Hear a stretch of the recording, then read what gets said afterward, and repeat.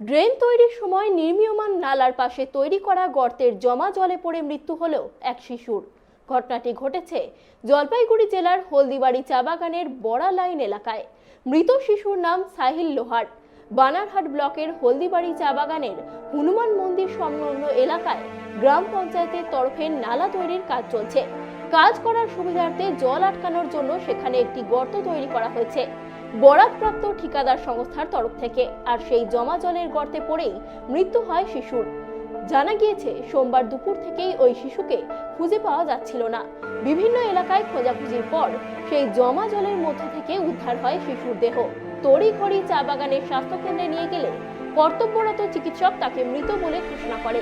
ঘটনাকে কেন্দ্র করে চাঞ্চল্য ছড়িয়েছে এলাকায়। খবর পেয়ে ঘটনাস্থলে আসে বিন্নাগুড়ি ফাঁড়ির পুলিশ। এই মৃত্যুর জন্য ঠিকাদার সংস্থার গাফিলতিকেই দায়ী করেছেন এলাকার বাসিন্দারা। মোটামুটি আমি কন্ডাক্টরকে ওয়ার্ক অর্ডার দিয়েছিলাম মোটামুটি আফটার 6-8 মান্থ। অ্যাকচুয়ালি বর্ষার কারণে বালু পাথর বন্ধ হওয়ার চক্করে বিশেষতেই প্রবলেমেই কাজ অনেক স্লো হয়েছিল।